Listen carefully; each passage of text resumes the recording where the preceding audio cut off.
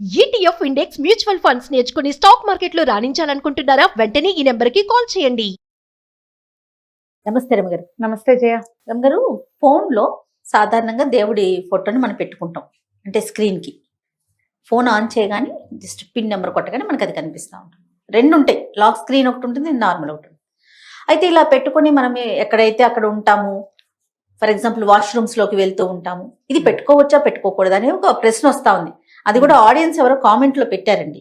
మేము మరి స్క్రీన్ మీద దేవుడి ఫోటో ఉంది, నేను వాష్రూమ్ లోకి వెళ్ళొచ్చా వెళ్ళకూడదా, అసలు పెట్టుకోవచ్చా పెట్టుకోకూడదా, అది అసలు ప్రధానమైన ప్రశ్న. నెంబర్ 1, వాష్రూమ్కి వెళ్ళేటప్పుడు ఫోన్లు తీసుకెళ్లొద్దు, అది మంచిది కాదు ఆరోగ్యానికి.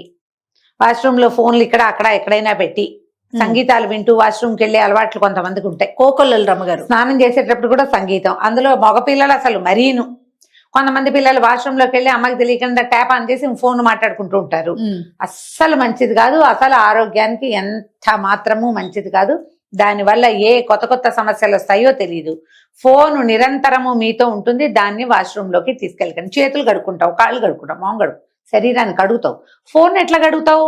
కడగవు కదా. కాబట్టి దాన్ని తీసుకెళ్లొద్దు. నెంబర్ 1. అంటే బ్యాక్టీరియా కూడా దాంట్లో ఫామ్ అవడానికి ఉంటుంది. అందులో నెమ్ము చేరొచ్చు. ఈ బాత్రూమ్ లో ఉన్నది ఏదైనా ఏదో ఒకటి దరిద్ర దౌర్భాగ్యం అందులోకి ఎక్కచ్చు, అది పుచ్చుకుని తిరుగుతాం, దాంతో బతుకుతాం మనం. కాబట్టి మొదటిది ఫోన్లు బాత్రూమ్ లోకి తీసుకెళ్లకుండా ఉండండి, నెంబర్ 1. ఇప్పుడు నీ పాయింట్ ఏంటంటే స్టూడెంట్స్ మగపిల్లలు షాపింగ్కి వెళ్తారు, జేబుల్లో ఫోన్లు పెట్టుకెళ్తారు, వాడు వాష్రూమ్ లోకి వెళ్తాడు, ఆడ పేటేసి కూర్చోడుగా పని చేసుకుని వస్తాడు. అవును కదా, కొంచెం జాగ్రత్త. ఒకటి. రెండోది, ఈ దేవుడివి ఏవైనా ఫోటోలు ఏవో నా ఫోన్ లో కూడా ఉంటాడు. హయగ్రీవ స్వామి ఉన్నాడు నా ఫోన్ లో. నీ ఫోన్ లో ఏం స్వామి ఉన్నాడు? నువ్వేమో లక్ష్మీదేవిని పెట్టుకున్నావు. లక్ష్మీదేవి అయినా వెంకటేశ్వర స్వామి అమ్మవారు రమ్మగారు, అమ్మవారు అలవేలు మంగమ్మ. మా వాడిని చూపిస్తానండు మా స్వామి ఎవరుంటాడు. హయగ్రీవుడు జ్ఞానానందమయం దేవం నిర్మల స్ఫటికాకృతం ఆధారం సర్వ విద్యానం హయగ్రీవం ఉపాస్మహే. ఈయన ఉంటాడు. పక్కన లక్ష్మీదేవి కూడా ఉంటుంది. లక్ష్మీ హయగ్రీవుడు ఉన్నాడు. మన ఇష్టం. ఇప్పుడు మనం చూడంగానే మనకు ఒక పాజిటివ్ వైబ్ రావడానికి దేవుడు ఫోటోలు పెట్టుకుంటాం, ఫ్యామిలీ ఫొటోస్ పెట్టుకుంటారు, మనదే ఓ ఫోటో పెట్టుకుంటాం, లేకపోతే ఏదో సముద్రమో చెట్లో ఆకులో నచ్చిన జంతువో సంటి పిల్ల పెట్టుంటే వాడిదో ఏదో అందమైన పిక్చర్ పెట్టుకుంటాం. దీనివల్ల ఏదో జరిగిపోతుందని అనుకోవద్దు మొదటిది. పైగా ఈ దేవుణ్ణి బాత్రూంలోకి తీసుకెళ్ళచ్చా అనేది నీ ప్రశ్న కాదు. మనం ఉన్నామా? మనమేనా? మనిషేనా మనం? కాదు, మన లోపల దైవం ఉంటాడు. ఏది వాడిని తీసి పక్కన పెట్టి వెళ్తావు బాత్రూంలోకి? వెళ్ళంగా ఆ లోపలున్న దైవంతోటే కదమ్మా మనం తిరుగుతాము. మనం సమస్తమైన వ్యాపారాలు చేస్తాం, కొన్ని మంచివి కొన్ని చెడ్డవి, కొన్ని దైనందిన జీవితంలో అవసరమైనవి, దేహక్రియలన్నీ జరుగుతాయి. ఈ మొత్తానికి సాక్షిభూతుడుగా భగవంతుడు మన లోపల ఉంటాడు. ఈ ప్రతిమ ఫోటో రూపంలో ఉండడు, జ్యోతి రూపంలో ఉంటాడు. ఆయన అక్కడ ఉన్నాడు కాబట్టి మనం ఉంటాం. ఈ లోపల దేవుణ్ణి పెట్టుకుని మనం ఎన్ని చేస్తాము? ఈ ఫోటోతో వచ్చిందా చెప్పు? ఈ ఫోటోలో ఉన్నది ఎక్కడదైనా ఒక ప్రతిమ విశేషం, మానవ నిర్మితం కదా. కానీ ఇది భగవన్ నిర్మితమైన ఈ దేహంలో మనం ఆయన కొలువై ఉన్న దాంతోటి ఎన్ని రకాలు చేస్తాం. దానికి లేని నియమము తప్పు ఈ ఫోటో ఫోన్లో ఉన్న దానికి వచ్చిందా? పర్సులో ఫోటోలు పెట్టుకుంటారు. ఇది వరకు పర్సులు ఉండేవి అందరి దగ్గర, ఇప్పుడు అందరికీ ఫోనే. ఈ మగపిల్లలు కూడా పర్సులు ఉంటే అందులో ఓ దేవుడి ఫోటో, ఓ ఫ్యామిలీ ఫోటో, కాసిన డబ్బులు, ఓ కార్డులు ఏవో పెట్టుకుంటాం. మరి ఆ ఫోటోతో అయితే కదా అన్ని చోట్లకి తిరిగేవాళ్ళు. దానికి లేని తప్పు దీనికి ఎందుకు? కుశంకలు మానేయండి ఇలాంటివి. పైగా అందులో ఉంది, దాన్ని ఇట్లా స్క్రోల్ చేయటం తప్పేమో అనిపిస్తుంది నాకు. ఇంకొకటి తప్పు అనిపిస్తుంది, ఇది తప్పు కాదు. ఈ దేవుడివి కాలర్ ట్యూను, ఏదో గాయత్రి మంత్రం కాలర్ ట్యూన్ పెట్టుకుంటారు, ఏదో మంత్రాలు పెట్టేసుకుంటున్నారు కొంతమంది. కారు రివర్స్ కి వాటికి కూడా పెట్టేస్తారు. అవి తప్పు. ఎప్పుడు పడితే అప్పుడు ఒకటి. తర్వాత ఏమో సగంలో ఉండగానే మంత్రం మనం మానేస్తాం, మనం ఎత్తేస్తాం ఫోన్. ఆ మంత్రం సగం వినపడడం వల్ల నీకు వచ్చే పాజిటివ్ వైబ్ ఏం లేదు. ఫుల్ మోగేదాకా నువ్వు చూస్తూ కూర్చోవు కదా, మధ్యలో ఎత్తుతావు. దీనికంటే అది అంత మంచిది కాదు. ఆ మంత్రాన్ని సర్వకాల తర్వాత నువ్వు అది బాత్రూంలో ఉన్నా మోగుతుంది, బెడ్రూమ్లో ఉన్నా మోగుతుంది, ఎక్కడున్నా మోగుతుంది కదా. దానివల్ల నీకు వచ్చే పాజిటివ్ వైబ్ కంటే ఫోటో ఉండటం వల్ల పెద్ద చెడు ఏమీ జరగదు.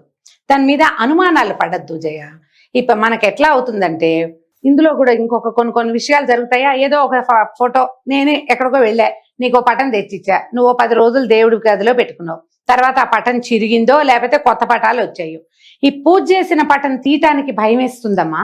అట్లంటే పేరుకుపోతాయి కదా రమ్మగారు, ఎంత పెరిగిపోతాయి. పెట్టుకుంటాం మనం, ఎన్ని పెరిగిపోతాయి. పెట్టుకోగలుగుతాం? అందుకే పాత రోజుల్లో ఏమని వాళ్ళు, వేసేటప్పుడు వేపకొమ్మ తీయబోతే అసిరెమ్మ అంటారు.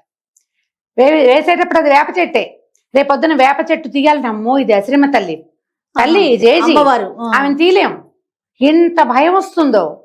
అది వేప చెట్టుగానే నువ్వు భావించవు, దాంట్లో దైవత్వాన్ని నువ్వు ఆపాదిస్తావు, దాన్ని తీయాలంటే భయం వేస్తుంది.